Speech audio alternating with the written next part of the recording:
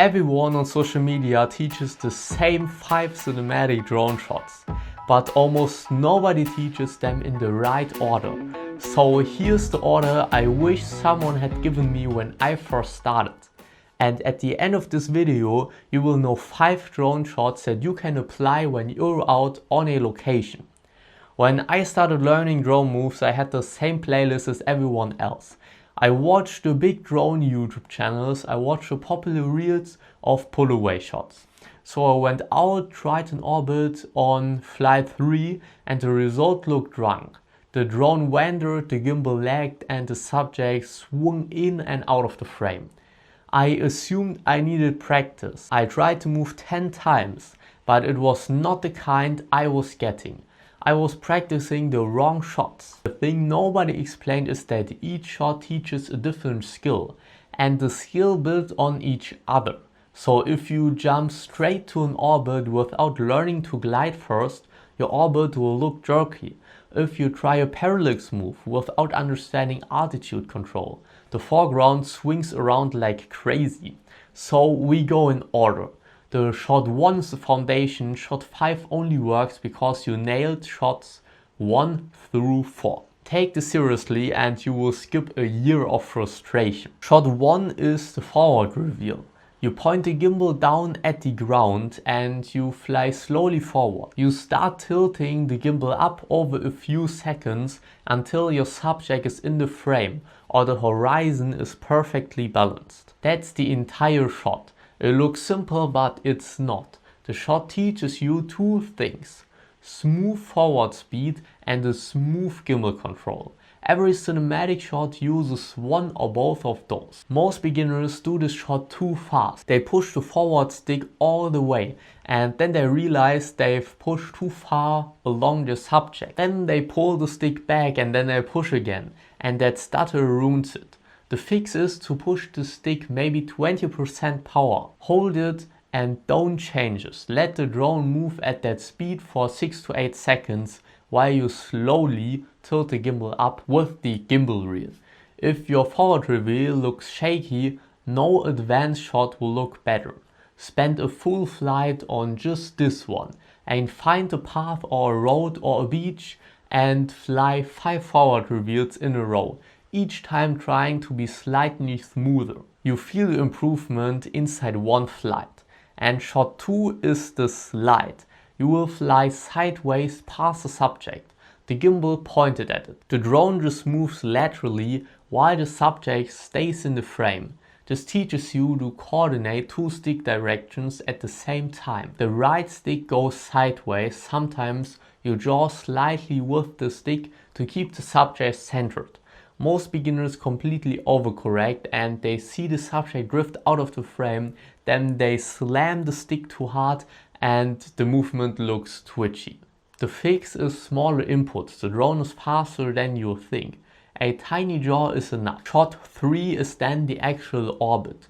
You circle around the subject while pointing the gimbal at it.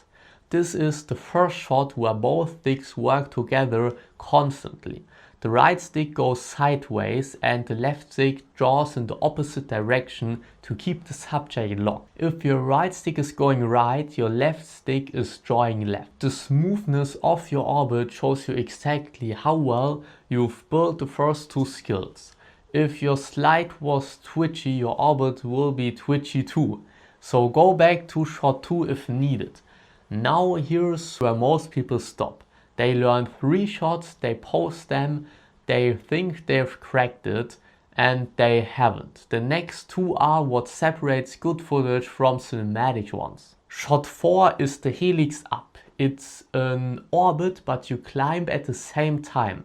So 3 sticks are doing work. The right stick moves sideways for the orbit. The left stick is drawing back to keep the subject. And the left stick is also going up for the altitude increase. So 3 coordinated inputs. This is where you stop thinking about the controller and start thinking about the shot. You can't manage 3 inputs by thinking.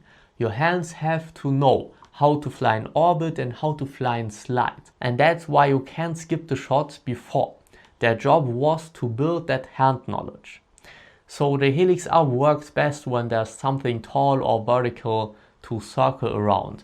A tree, a tower, or a person standing. Shot 5 is the pull away. You start close to a subject and fly backwards slowly, ideally rising at the same time. This is the most emotional shot in the list. It reveals with scale. The subject was the center of the world, and suddenly it's small inside a bigger one. The end of your video with this one. It works every time. The pull away tells the viewer the story is over and the worlds keep going. Most beginners do this too fast. They push the backward stick hard and the drone shoots away. The same fix as the forward reveal. Just use 20 or 30% power on the sticks and just hold it.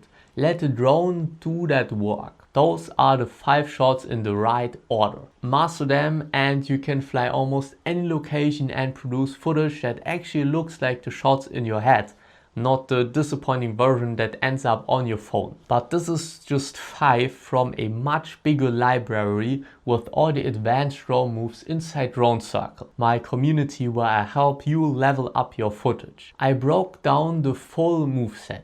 Basic, intermediate and advanced. From landscape reveals to 45-degree orbits to side follows and low sweeping ground shots.